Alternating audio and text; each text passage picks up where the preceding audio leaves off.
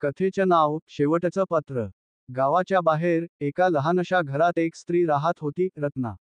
ती एक साधी, पण जीवनाच्या प्रत्येक गोष्टीला गोडाईने पाहणारी व्यक्ती होती.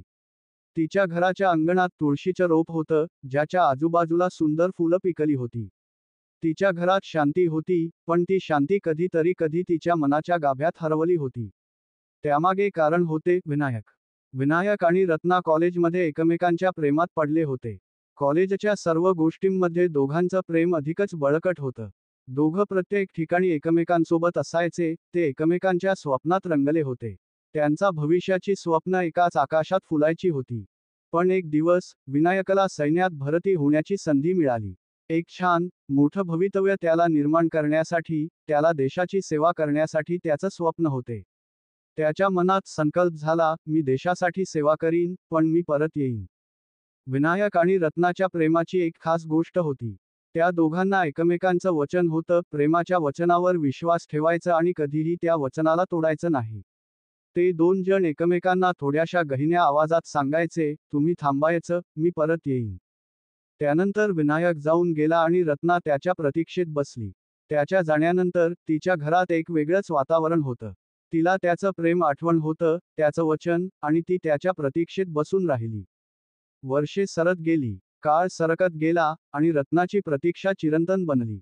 महिन्यांनी विनायकचं पत्र आलं. त्या पत्रात लिहिलं होतं, माझ्या प्रिय रत्ना, मला तुझं प्रेम कायम आहे. मी तुला परत यायला नक्कीच येईन. विश्वास ठेव, जरा थांब, विनायक. आता रत्नाच्या मनात एक नवा विश्वास आला. ती दिवसभर त्याच्या पत्रांच्या आठवणीत रमून गेली. वेळाने तिच्या चेहऱ्यावर एक गोड हसू आणि मनात एक शांततेचं वातावरण होतं. तिच्या घरात प्रत्येक दिवशी एक गहिरं शांती होतं. पण काही गोष्टी सरत गेल्या, त्यानंतर दुसरं पत्र आलं. त्यात काही वेगळं होतं. विनायकचं दुसरं पत्र. प्रिय रत्ना, मी कधीही तुला विसरणार नाही, पण एक कठीण वेळ आले आहे. मला माफ कर. मी तुला सांगितलेलं वचन निभावू शकणार नाही.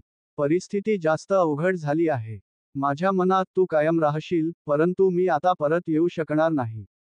मी तुला अजून कधीही भेटणार नाही. तुझं प्रेम वचनाच्या बाबतीत कायम राखलं आहे, पण आता जीवनाच्या अजून एक वळणावर आलो आहे. मला माफ कर, विनायक. हे पत्र वाचल्यानंतर रत्नाला एक जणाचं हृदय तुटताना जाणवलं. ती अजूनही त्याचं वचन जपते. तिच्या हृदयात आशा आणि विश्वास होते. तो परत येईल, असं ती स्वतःला सांगत राहिली. प्रत्येक महिन्याला ती पत्र वाचायची, आणि ती वाट पाहत राहिली. पण एके दिवशी तिला एका धक्का देणारं पत्र आलं. शेवटचं पत्र. एक दिवस, रत्नाला पोस्टमन आल्याची घंटी ऐकू आली. ते कधीच नियमित नव्हतं. त्याच्याच हातात एक पत्र होतं. रत्नानं ते घेतलं. त्या पत्रावर विनायकचं नाव होते. तिच्या हाती ते पत्र असताना, तिच्या हृदयात धडधड जास्त होत होती. ती पत्र उघडून वाचायला लागली. रत्ना, मी परत येणार नाही. माझं हृदय आता इथेच थांबलेलं आहे, आणि इथेच रेंगाळतं आहे. मी जो काही अनुभवला, त्यात माझं हृदय तुझ्याशी जोडलेलं आहे. जोपर्यंत तुझ्या मनात मी आहे, तोपर्यंत माझं अस्तित्व आहे.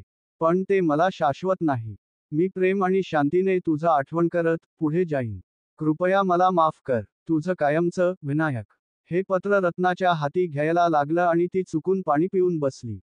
पण एका विचारात ती समाधानी होती. ती त्या पत्राला हसत वाचत होती.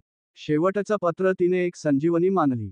त्याच्या वचनाचं प्रेम आजही तिच्या अंतःकरणात मळून आलं होतं. प्रेम काहीही थांबत नाही. शेवटचा संदेश. प्रेम पूर्ण होतं, पण त्याच्या प्रतीक्षेत जीवन असतं. प्रेमाच्या वचनात धैर्य आणि आशा असते. प्रेमाची शक्ती अशी असते की ती प्रत्येक ठिकाणी जिवंत असते. शेवटचं पत्र एकच गोष्ट शिकवतो, प्रेम थांबत नाही, ते कधीही जिवंत राहते.